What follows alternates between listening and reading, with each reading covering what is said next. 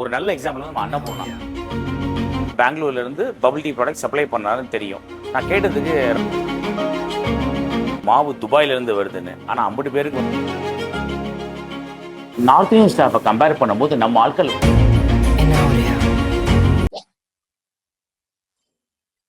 இப்போ நிறைய business people வந்து ஸ்கேலபிலிட்டி பத்தி என்கிட்ட கேட்பாங்க.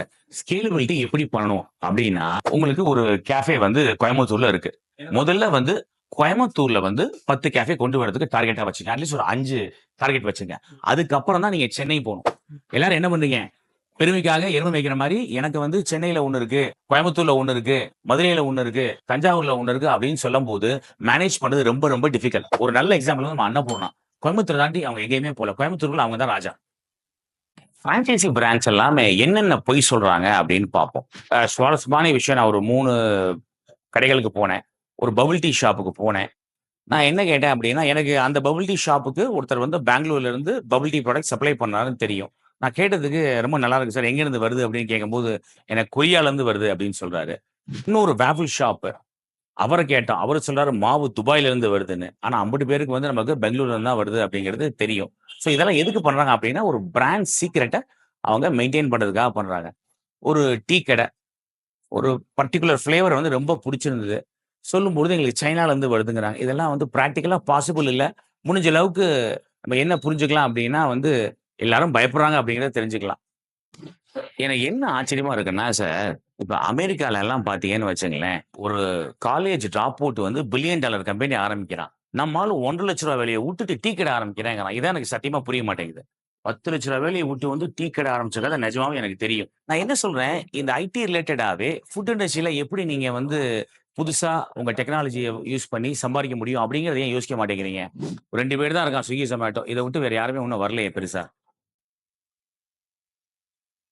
நாங்க வந்து கிளாஸ பத்தின வீடியோ போட்டா நெறைய பேர் என்ட்ட ஃபோன் பண்ணி கேட்பாங்க. துபாய்ல இருந்து நெறைய கால்ஸ் வருது. ஸ்ரீலங்கால இருந்து கால்ஸ் வருது. சிங்கப்பூர், மலேசியால இருந்து கால்ஸ் வருது. என்ன கேட்கறாங்க, "சார் நீங்க வந்து எங்களுக்கு மேன் பவர் புரொவைட் பண்ணுவீங்களா?" அப்படின்னு கேட்கறாங்க. ஸோ ஆளில்லா திண்டாட்டம் நம்ம ஊர்ல நெறையா இருக்கு. இதுக்கு இன்னொரு ஐடியா இருக்கு. நெறையா பேருக்கு இது தெரியாத ஒரு விஷயம். கிட்சன் கான்ட்ராக்ட்ன்னு ஒரு மெத்தட்ல வந்து நீங்க ஸ்டாஃப் ஹையர் பண்ணலாம். அதாவது ஒரு கிட்சனுக்கு டோட்டல் ஸ்டாஃபையும் ஒருத்தரே புரொவைட் பண்ணுவாரு. ஒரு ரூ. 50,000 60,000 ஒரு சின்ன கிட்சனுக்கு பேசிக்கிட்டீங்கன்னா, ஸ்டாஃப் லீவ் எடுத்தாலும் அவரே ரீப்ளேஸ் பண்ணுவாரு. இத நெறைய பேர் வந்து தாட் குடுக்கறதில்ல. இது ட்ரை பண்ணி பாருங்க. நெறைய ஒரிஜா பீப்பிள் வந்து பிரியாணி ஷாப்ல இந்த மாரி வொர்க் பண்றாங்க. அதாவது டோட்டலா ஒரு கான்ட்ராக்ட்ல போயிருவாங்க. 5 பேர், 10 பேர் அப்படின்னு.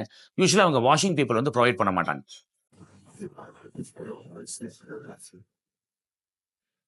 ஒரு கான்செப்ட்ல ஒரு கடை மூடியிருக்கு அப்படின்னா, அதே கான்செப்ட்ல போய் நம்ம திருப்பி அந்த கடைய எடுத்து பண்ணக்கூடாது. இப்போ ஒரு பர்கர் கடை மூடியாச்சு.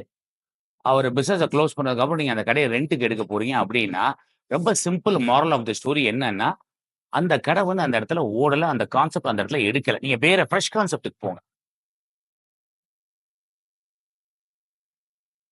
நார்த் இந்தியன் ஸ்டாஃப கம்பேர் பண்ணும்போது நம்ம ஆட்கள் வந்து லீவ் வந்து கொஞ்சம் அதிகமாவே எடுக்குறாங்க. அதனால தான் நெறைய பேர் வந்து நம்ம கடைகள்ல பார்த்தீங்கன்னா, சவுத் இந்தியன் ஸ்டாஃப் வந்து கம்மியா இருக்காங்க. ஒரு சில கடைகள்ல நார்த் இந்தியன் ஸ்டாஃப் அதிகமா இருக்காங்க. மாரல் ஆஃப் த ஸ்டோரி, நமக்கு நார்த் இந்தியன் ஸ்டாஃப்பும் வேணும், சவுத் இந்தியன் ஸ்டாஃப்பும் வேணும். OLXல ஸ்டாஃப் வேணும்னு ஒரு போட்ட ஒரு ஸ்டோரிய பத்தி தான் சொல்லப் போறேன். நம்ம ஸ்டூடண்ட் ஒருத்தர் வந்து R&D பண்றேன் அப்படின்னு சொல்லிட்டு என்ன பண்ணாரு அப்படின்னா, OLXல வந்து வேஃபில் ஷாப் ஓப்பன் பண்றதுக்கு முன்னாடியே எனக்கு வந்து ஈசிஆர் ரோட்ல நான் ஒரு வேஃபில் ஷாப் ஓப்பன் பண்றேன். வேஃபில் ஷாப்க்கு ஆட்கள் வேணும்னு போட்டிருக்காரு. கிட்டத்தட்ட ஒரு 15 பேர் கூப்பிட்டுருப்பாங்க. 15 பேர் கூப்பிட்டு என்ன சொன்னாங்க, நான் ஈவினிங் வந்து 3:00 இருந்து 10:00 வரைக்கும் என்னால வேலை பார்க்க முடியும். எனக்கு ரூ. 15,000 சம்பளம் வேணும். ஆனா எனக்கு தொழிலே தெரியாது அப்படிங்கிறாங்க. ஸோ இன்னைக்கு மார்க்கெட் இப்படித்தான் இருக்கு. 15,000 சம்பளம் எல்லாரும் கேட்கறாங்க. தொழில் வந்து தெரியாதுன்னு சொல்றாங்க. இப்ப நாங்க இதுல பாதி ரேட்ல வேஃபில்ஸ் கோர்ஸே எடுக்கிறோம். நம்ம ஊர்ல நெறைய ஐடியா மணிகள் இருக்காங்க. அவங்க என்ன சொல்றாங்கன்னா, Swiggy, Zomato வந்து பிராண்டிங்காக யூஸ் பண்ணுங்க அப்படின்னு சொல்றாங்க. பிராண்டிங்காக Swiggy, Zomato ஹெல்ப் பண்ணுமா? பண்ணாதா? அப்படின்னா எனக்கு தெரிஞ்சு பெருசா ஹெல்ப் பண்ணாது. அவங்க என்ன சொல்றாங்க, உங்க பிராண்ட் வந்து வெளிய தெரியுங்க. 100 பிராண்டிங் உள்ள நம்மளும் ஒரு பிராண்டா இருக்கோம். 100 பிராண்ட நம்மள 99 இடத்துல புது கடைய காட்டும்பொழுது பெருசா ஹெல்ப் பண்ணாது. அது உங்க ரோட்ல 10 கடையில நீங்க ஒரு கடையா இருந்தா கூட மோர் தென் எனஃப்.